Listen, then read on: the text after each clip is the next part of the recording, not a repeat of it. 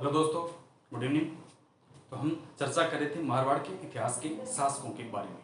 हमने अंतिम शासक देखा था राव गंगा जी है, जो मालदेव के पिता है, जो मारवाड़ के शासक के रूप में 1515 से लेकर 1531 तक रहे थे। इससे पहले हमने कौन कौन से शासक देखे, थोड़ा सा एक बार रिवाइज कर लेते हैं। तो पहला हमने देखा था मारवाड़ में शासन सत्ता स्थापित करने वाला व्यक्ति था, राठौड़ वंश को स्थापित करना व्यक्ति था राव सिया है।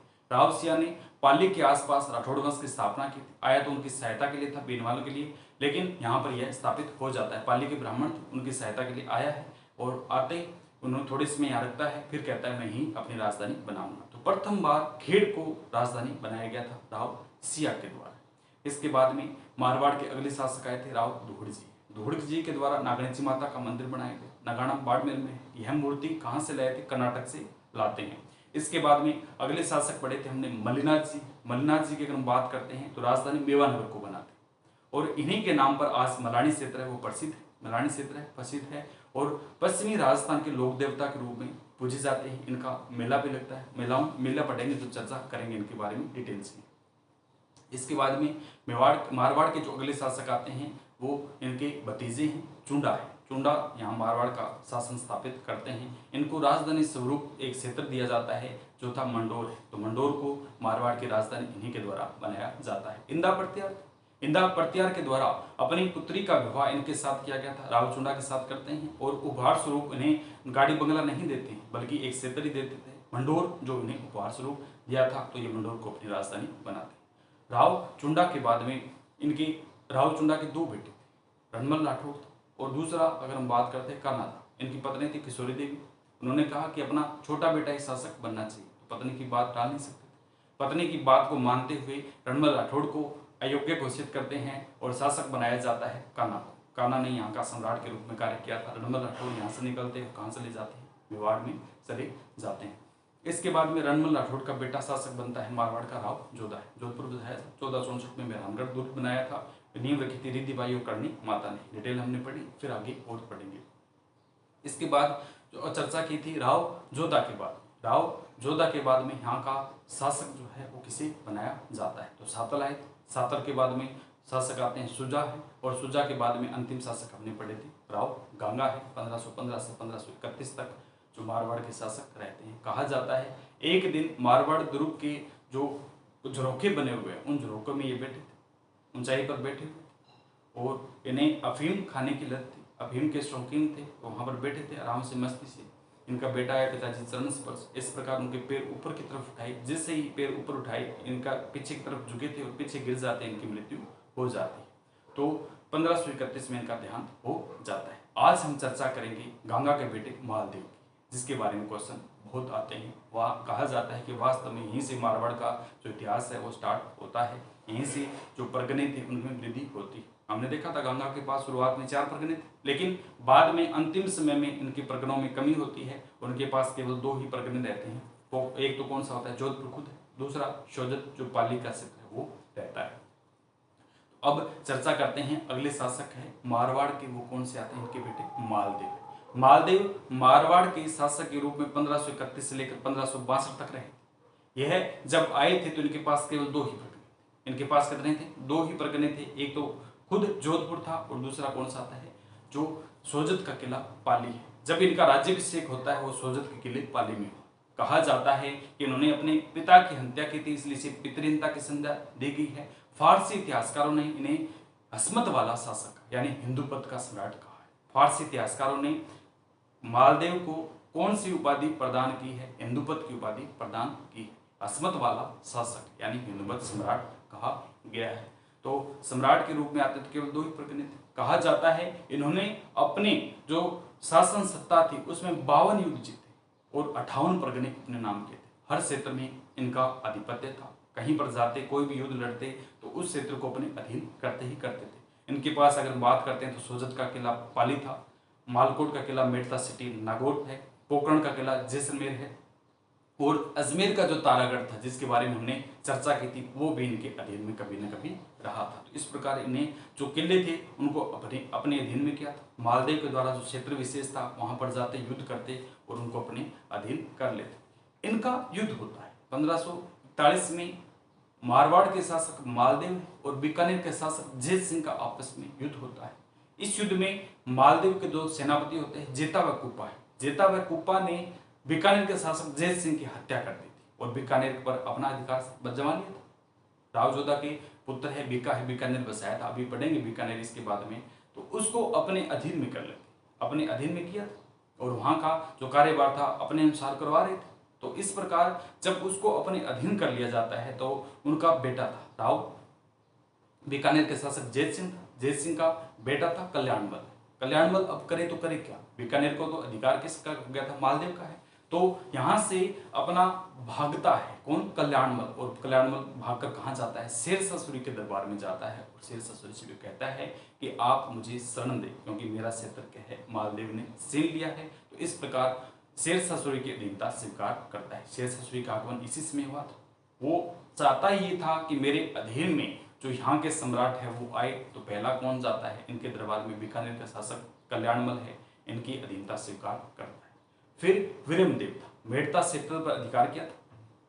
मेड़ता जो किला है वो इनके अधीन में था, तो मेड़ता पर भी अधिकार कर लेता है मालदेव। तो वहाँ का शासक वीरमदेव है, वो भी किसके शरण में जाता है, शेरशाह सूरी की शरण में जाता है और उनकी अधीनता स्वीकार करता है।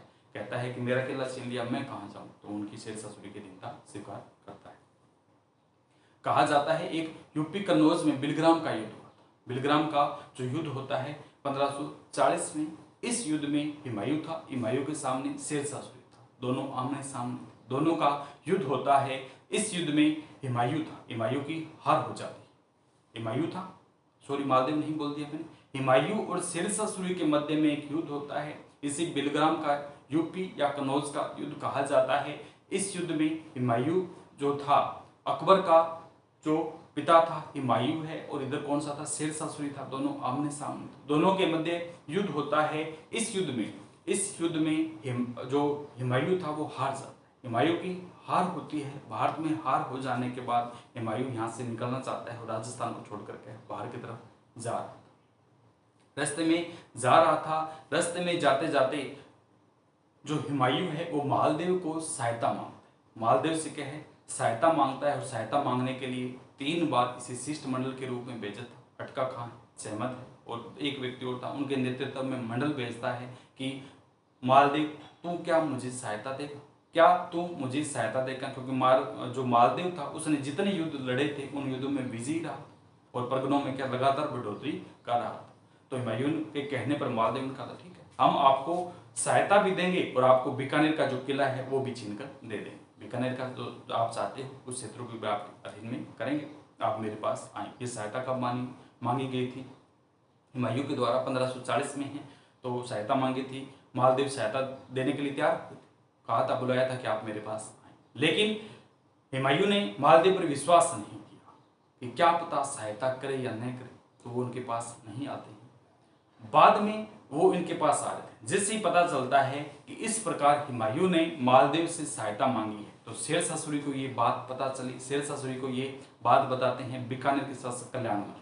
वो कहते हैं कि मैं आपके अधीनता में हूँ, तो मैं आपको एक गुप्त सूचना देता हूँ कि इस प्रकार हुमायूं ने मालदेव से सहायता मांगी है, तो आप उसके ऊपर अगर आक्रमण करना चाहे तो कर सकते हैं और हुमायूं को कहे मार सकते। तो ये बात जैसे ही शेरशाह सूरी को पता चली, शेरशाह सूरी ने फरमान भेजा किसको, मालदेव को, कि तेरे पास वो सहायता के लिए आ रहा है तो उसको बंदी बना, तो उसको बंदी बना ले या मार दे। तो ये शेरशाह सूरी फरमान भेजता है किसको, मालदेव को। बाद में 1540 में जो था वो हुमायूं है, 1540 में तो आया, 2 वर्ष बाद 1542 में आता है उसके किसके, मालदेव के दरबार में। कहता है कि हाँ तुम क्या चाहते हो, तो उन्होंने कहा था मैं सहायता करना चाहता हूँ लेकिन आप आए नहीं। तो आया था, उसको विश्वास नहीं हुआ, वापस चला जाता है। तो मालदेव ने न तो हुमायूं को बंदी बनाया था और न उसको कह मौत के घाट उतारा था। शेरशाह सूरी का फरमान न के बराबर समझता है, उसकी बात नहीं मानता है। तो शेरशाह सूरी इसमें अपनी क्या समझता है, अपमान समझता है। फिर शेरशाह सूरी और हुमायूं, शेरशाह सूरी और मालदेव के बीच में आपस में युद्ध होता है। गिरी सुमेल जेतारण का मैदान 4 व 5 जनवरी 1544 गिरी सुमेल है, जेतारण का मैदान पाली में, दोनों आमने सामने होते हैं। तो अब ये जो हुमायूं था, हुमायूं अब यहाँ से निकलता है और इसका एक पुस्तकालय अध्यक्ष था मुल्ला सुरुख है, उसके कहने पर ये सिंध प्रांत पाकिस्तान की ओर चला जाता है। मुझे यहाँ रहना है। वो कहता है, जो इसका लाइब्रेरियन था यानी पुस्तकालय अध्यक्ष था, वो कहता है कि आप यहाँ क्यों रहते, आप अपने क्षेत्र में जाओ, यानी सिंध प्रांत पाकिस्तान में जाओ, वहाँ आपका प्रभुत्व होगा। तो हुमायूं यहाँ से निकलता है और वहाँ पर चला जाता है। अगर हुमायूं और मालदेव आपस में सहयोग करते एक दूसरे का, तो शेर शाह सूरी का भारत में आधिपत्य नहीं होता। यह अपनी अधीनता यहाँ पर किसी भी सम्राट से स्थापित नहीं करवा पाता, उनको अपने अधीन में कार्य नहीं करवा पाता। तो शेर शाह सूरी का प्रभुत्व तो बिल्कुल ही खत्म हो जाता यदि मालदेव और हुमायूं थोड़ी सी समझ दिखाते, आपस में गठबंधन करते और इसके विरुद्ध में लड़ते। क्योंकि कल्याण फिर उनके अधीन में नहीं जाता, न वीरमदेव उनके अधीन में जाता, तो दोनों अपने हिसाब से कार्य करवाते और उनसे क्या है, शेर शाह सूरी को खदेड़ सकते थे। शुरू में ही वो यहाँ पर स्थापित नहीं करता। बाद में जो अकबर ने मेवाड़ और मुगल है यानी राजपूत और मुगलों के बीच में जो वैवाहिक संबंध स्थापित किए थे, दोनों के बीच में संबंध स्थापित किए थे, वो अकबर का पिता यानी हुमायूं स्थापित कर सकता। अगर इस प्रकार की सहायता करते तो आपस में क्या पहले ही राजपूत और इनके मध्य में क्या अच्छे संबंध स्थापित हो जाते, मुगल और राजपूत यहीं से क्या अपना कार्य करना स्टार्ट कर देते। तो अकबर ने जो कार्य किया वो उससे पहले भी हो सकता था। ये छोटी मोटी है गलतियां हैं वो उन्होंने कर दी थी। तो हम चर्चा करेंगे 1531 से लेकर 1562 तक मारवाड़ के शासक वो कौन से आते हैं, मालदेव। क्या पढ़ रहे हैं, मारवाड़ का इतिहास, मारवाड़ का इतिहास, हिस्ट्री ऑफ मारवाड़। शासक पढ़ेंगे मालदेव जी। शासक आते हैं अपने मालदेव, कब से कब तक रहते हैं, 1531 ईस्वी से 1562 ईस्वी तक। 1531 से लेकर 1562 ईस्वी तक मारवाड़ के शासक रहते हैं अपने मालदेव। कौन से रहते हैं, मालदेव जी यहाँ की शासन सत्ता संभालते हैं, बागडोर है वो संभालते हैं। तो पहला तो इनको क्या कहा जाता है, पितृहंता है। 1531 में अपने पिता की हत्या कर दी थी, इसलिए इन्हें उपाधि दी गई है पितृहंता की। पहले मेवाड़ में हमने पढ़ा था जगदेव पितृहंता कहलाता है। तो इसी प्रकार यहाँ पर पितृहंता की बात करते हैं। मारवाड़ में कौन कहलाया था, मालदेव। किसकी हत्या की थी, अपने पिता गांगा की हत्या कर देते हैं। इसके बाद इन्हें क्या कहा है, फारसी इतिहासकार। फारसी लिखते थे, इतिहासकार थे, तो फारसी इतिहासकारों ने, फारसी इतिहासकारों ने मालदेव को, फारसी इतिहासकारों ने मालदेव को अस्मत वाला, कौन सा मत वाला, अस्मत वाला शासक घोषित किया। यानी अस्मत वाला शासक की उपाधि दी गई थी किसके द्वारा, फारसी इतिहासकार है, और किसको दी थी, मालदेव को। मारवाड़ के शासक मालदेव को इनके द्वारा कौन सी दी गई थी, अस्मत वाला शासक की, हिंदूपद या शक्तिशाली। इसका अर्थ क्या होता है अस्मत वाले का, शक्तिशाली शासक। अस्मत वाला शासक यानी शक्तिशाली या हिंदूपद। हिंदूपद की वैसी उपाधि पीछे दी गई, लेकिन संगा को हिंदूपद की और वीर भग्नावेश कहा गया था। इनको अलग से एक उपाधि दी गई है जिसका नाम क्या है, शक्तिशाली है या हिंदू राजपूतों को एकत्रित करने वाला है मारवाड़ क्षेत्र में। तो 1531 से लेकर 1562 तक शासक रहे थे अपने मालदेव जी। इधर तो कौन से थे, मालदेव। मालदेव जब शासक बने थे तो इनके पास कितने परगने थे, केवल 2 परगने। परगने यानी क्षेत्र कितने थे, 2 है। एक तो जोधपुर है, खुद जोधपुर है, खुद था, और दूसरा कौन सा था, सोजत। जोधपुर और सोजत का किला इनके अधीन में था। तो मालदेव का राज्याभिषेक, बहुत बार पूछा गया प्रश्न है कि मालदेव का राज्याभिषेक कहां पर हुआ था। मालदेव का राज्याभिषेक सोजत का किला, सोजत का किला है, पाली है, वहां पर मालदेव का राज्याभिषेक होता है। 1531 से 62 तक शासक रहे थे मालदेव जी। मालदेव जी को पितृहंता कहा जाता है। फारसी इतिहासकारों ने इन्हें हस्मत वाला शासक कहा है, यानी शक्तिशाली शासक कहा है। जब यह शासक बने थे यानी राज्याभिषेक हुआ था, उसमें केवल इनके पास इनके पिताजी के द्वारा छोड़े गए 2 परगने, 2 क्षेत्र। पहला जोधपुर है और दूसरा सोजत है। पहला कौन सा था, जोधपुर है और दूसरा सोजत है। मालदेव का राज्याभिषेक सोजत का किला पाली में होता है। मालदेव के द्वारा कुल कितने युद्ध लड़े गए थे? 52 युद्ध, 52 युद्ध लड़े थे। मालदेव ने 52 युद्ध लड़े तथा 58 परगने जीते थे। परगने क्षेत्र, ये परगने कहा जाता है सोजत का किला जोधपुर का है। तो मालदेव के द्वारा 52 युद्ध लड़े गए थे। 1531 से 1562 तक इनके द्वारा, जब तक मारवाड़ के सम्राट के रूप में रहे थे, इन्होंने 52 युद्ध लड़े थे और इन 52 युद्धों में इनके द्वारा जो 58 परगने अपने नाम किए गए थे। तो इन्हें 52 युद्धों में 58 परगने जीते थे। इन्हें हस्मत वाला शासक कहा जाता है। एक ने हिंदू सम्राट की संज्ञा दी गई, हिंदूपत या हिंदू सम्राट की संज्ञा भी दी गई है। तो 52 युद्ध लड़े और 52 युद्धों में इनके द्वारा कितने परगने अपने नाम किए गए थे? 58 जो परगने हैं वो अपने नाम किए गए थे। तो इनके द्वारा मालदेव के द्वारा बीकानेर के शासक, बीकानेर के शासक है जेत सिंह, जेत सिंह है। बीकानेर के शासक जेत सिंह पर आक्रमण किया गया 1541 में, आक्रमण किया। वह इसके दो सेनापति थे, जेता व कुपा, जेता व कुपा। जेता व कुपा ने पिहोबा के युद्ध, इस युद्ध को क्या कहा जाता है? पिहोबा का युद्ध है। इस युद्ध में जो शासक थे उसकी हत्या कर दी। यानी जो युद्ध हुआ था पिहोबा का युद्ध है 1541 में हुआ था। कहां पर होता है? गंगानगर में। 1541 में गंगानगर क्षेत्र में हुआ था। युद्ध का नाम क्या है? पिहोबा का या जिहोबा का युद्ध। पिहोबा का युद्ध गंगानगर में जेता व कुपा के द्वारा बीकानेर के शासक जेत सिंह की हत्या कर, बीकानेर का शासक था जेत सिंह, उसको मार दिया गया। तो बीकानेर के शासक जेत सिंह की हत्या कर दी। कौन से मैदान में? पिहोबा का मैदान है। कहां पर आता है? गंगानगर। इस क्षेत्र में इसकी हत्या कर दी जाती है। तो हमने क्या क्या पढ़ा? 1531 से लेकर 1562 तक मारवाड़ के शासक रहते हैं मालदेव जी।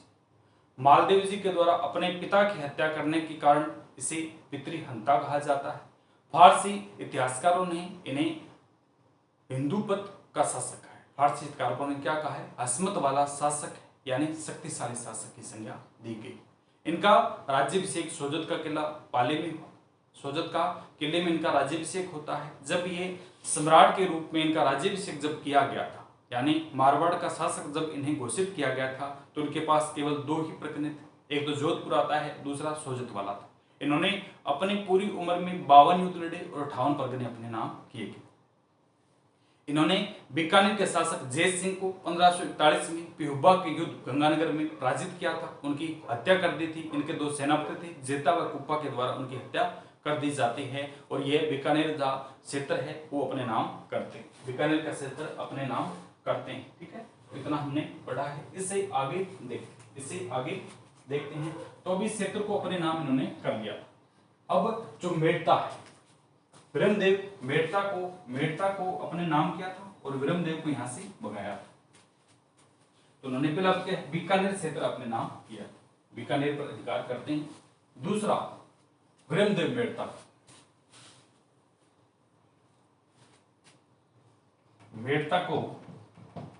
मेड़ता के शासक विरमदेव को हराया और मेड़ता क्या है अपने नाम किया था। मेड़ता के शासक थे विरमदेव, उनको पराजित किया था और उनको पराजित कर इस क्षेत्र पर भी अपना अधिकार स्थापित करते हैं, अपना अधिकार मनाते हैं। मालदेव थे ये निर्माता, मालदेव के थे निर्माता थे, इन्होंने किले बनाए, निर्माता थे। पहला कौन सा आता है? सोजत का किला पाली। खुद निर्माता थे। मालदेव शक्तिशाली शासक के रूप में इन्हें उपाधि दी गई, क्योंकि इनसे पहले जो शासक आए थे उन्होंने थोड़े कार्य किए, लेकिन जब ये मारवाड़ के शासक बनते हैं तो उनके द्वारा बहुत ज्यादा कार्य किए गए थे। 52 युद्धों में 58 परगने अपने नाम करना और हर क्षेत्र में क्या है निर्माण कार्य करवाना है। तो ये निर्माता थे, इनके द्वारा सोजत का किला पाली बनाया गया था। मालकोट का किला मेड़ता सिटी नागौर, सोजत का किला पाली। दूसरा मालकोट का किला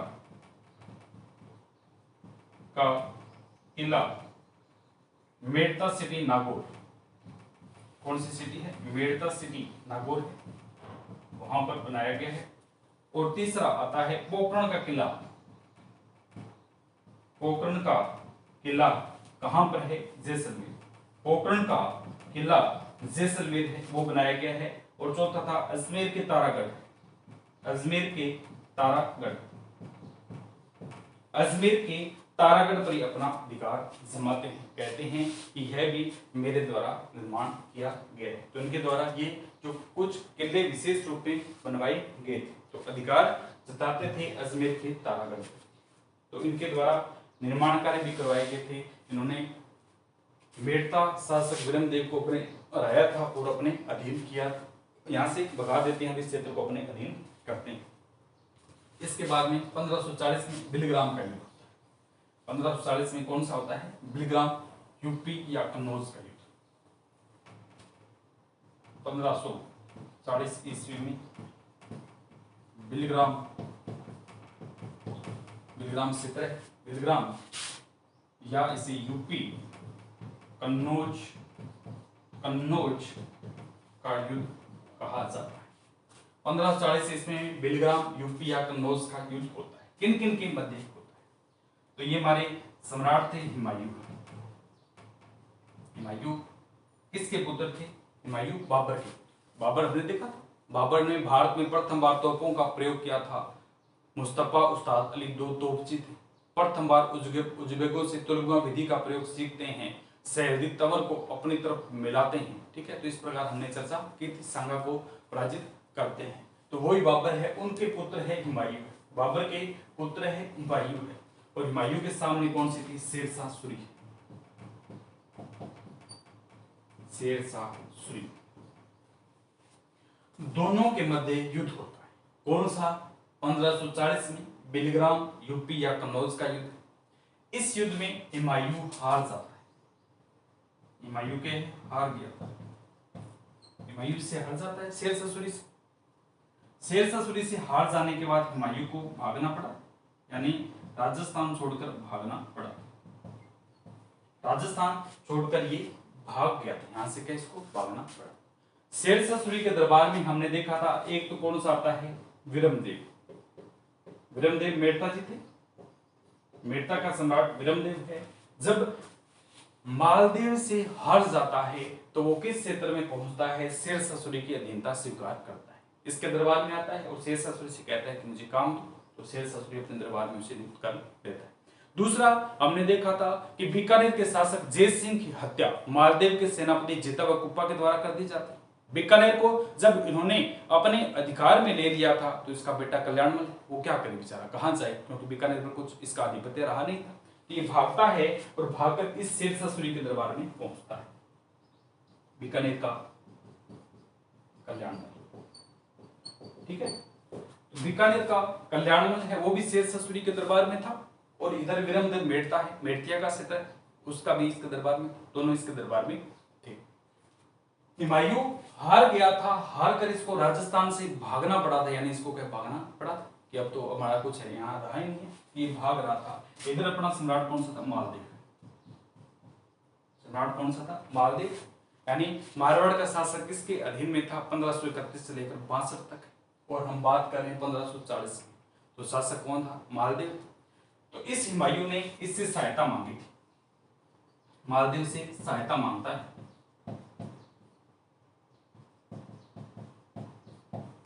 इन्होंने मालदेव से सहायता मांगी थी हुमायूं ने कि मैं इस प्रकार हार गया हूं, तो शक्तिशाली शासक, तू कुछ भी कर सकता है, तू कुछ भी कर सकता है, तो तू मेरी सहायता कर। तो इसने सहायता कहां मांगी थी? जोगी तीर्थ, प्रश्न पूछा जाता है, जोगी तीर्थ नामक स्थान, जोगी तीर्थ नामक स्थान पर हुमायूं के द्वारा मालदेव से सहायता मांगी गई थी कि तू मेरी सहायता कर, मैं शेरशाह सूरी पर वापस आक्रमण करना चाहता हूं और उसको अपने अधीन में करना चाहता हूं। तो हुमायूं ने कहा था ठीक है, सहायता करेंगे, सहायता करेंगे। इससे पहले इसने जोगी तीर्थ में सहायता जब मांगी थी तो 3 व्यक्ति उनके नेतृत्व में सहायता मांगता है। एक तो कौन से आते हैं? अटका खां, अटका खां हैं। दूसरे आते हैं मीर संबंध, मीर संबंध है। और तीसरे आते हैं राइमल सोनी और राइमल सोनी।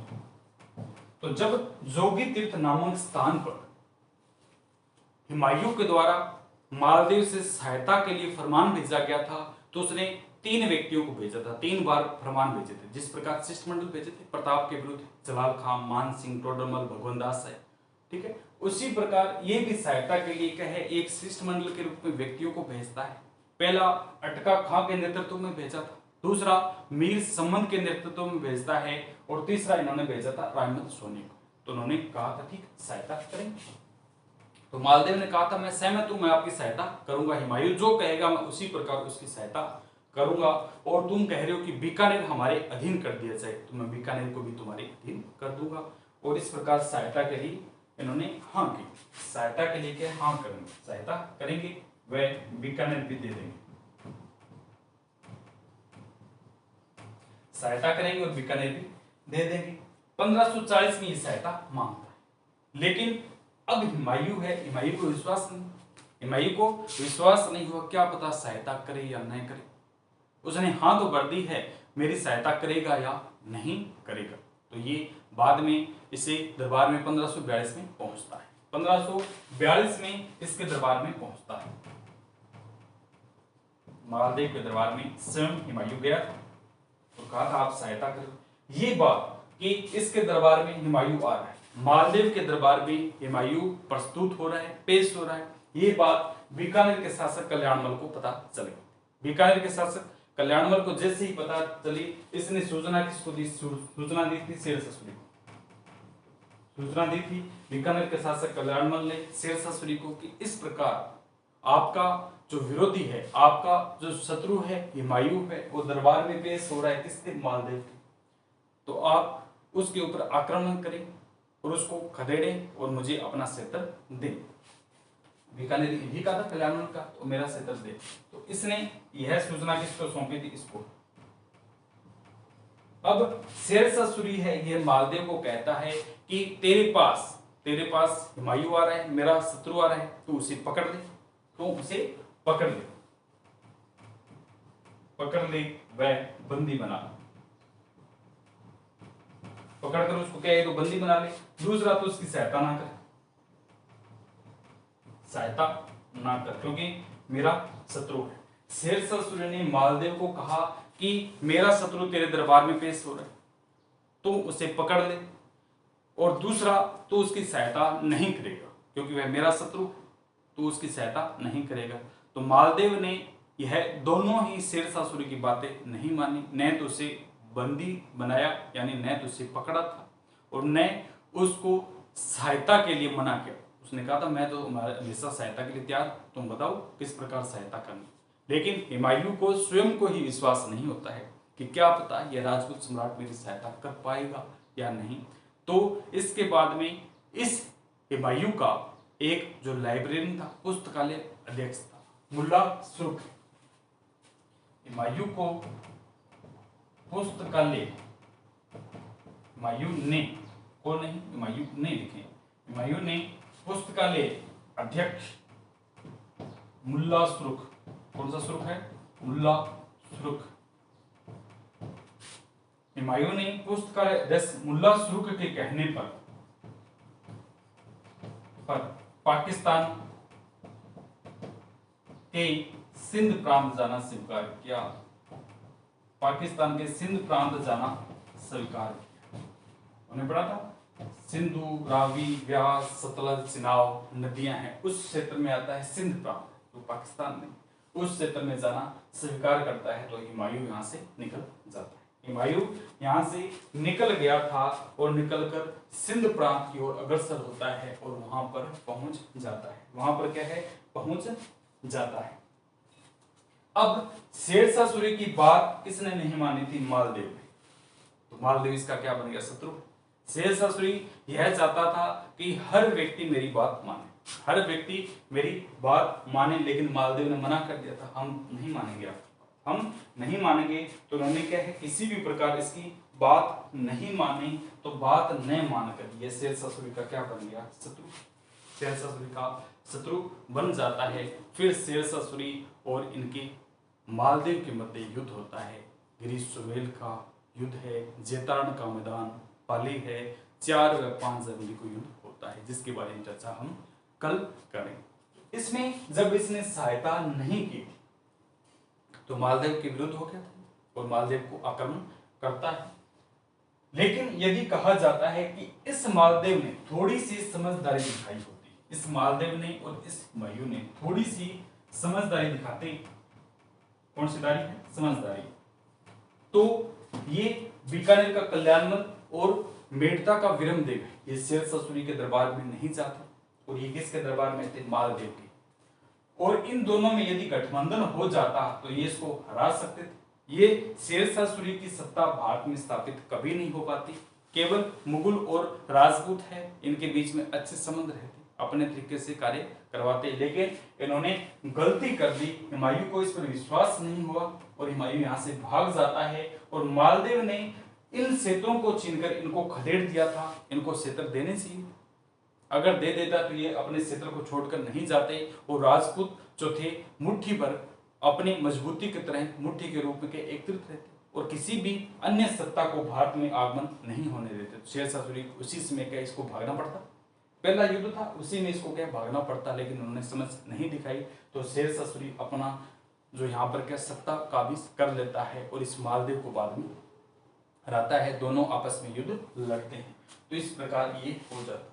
और अगर हुमायूं मालदेव की सहायता करता तो जो संबंध अकबर के द्वारा बाद में बनाए गए, अकबर ने संबंध बनाए थे मुगलों के साथ है, राजपूत मुगल संबंध है, प्रथम वैवाहिक था, प्रथम राजपूत मुगल विवाह हमने पढ़ा था, मेवाड़ का शासन पढ़ा था। जब अकबर दिल्ली सल्तनत का सम्राट था, वो अजमेर के ख्वाजा माइनुद्दीन चिश्ती की तरफ मानता था, तो उसने एक ऐसी चारों तरफ नजरें घुमाई और ऐसी जातें देखी जो हर क्षेत्र में अग्रणी रहती है, हर युद्ध में हिस्सा लेती है और जीतती है, तो राजपूत है।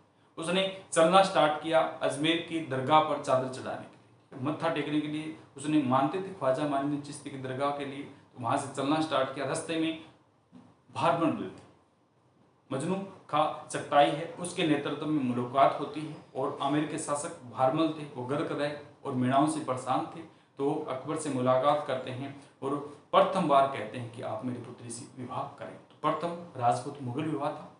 जोधाबाई, हरकाबाई, मरियम उज़्ज़मानी हैं, सामर में टेंट लगाया था और अपने पुत्र भारमल ने पुत्र भगवंदास और उनके पुत्र मान सिंह की नियुक्ति अकबर के दरबार में की। तो जो कार्य अकबर ने बाद में किया था मुगलों के साथ राजपूत समाज स्थापित किए थे, अगर हुमायूं थोड़ी सी समझदारी दिखा देता तो ये संबंध हुमायूं और मालदेव के बीच में यही स्थापित हो जाता। यानी राजपूतों और दोनों के मध्य ये संबंध राजपूत और मुगलों के मध्य स्थापित कौन कर सकता था? इनका पिता हुमायूं कर सकता था, लेकिन दोनों ने अपनी अपनी मर्जी से लाई। दोनों ने थोड़ी बहुत भी गठबंधन के बारे में नहीं सोचा, दोनों ने थोड़ी भी समझदारी नहीं दिखाई। इस प्रकार जो कार्य इनसे पहले हो सकता था वो कार्य उनके बेटे अकबर ने किया था।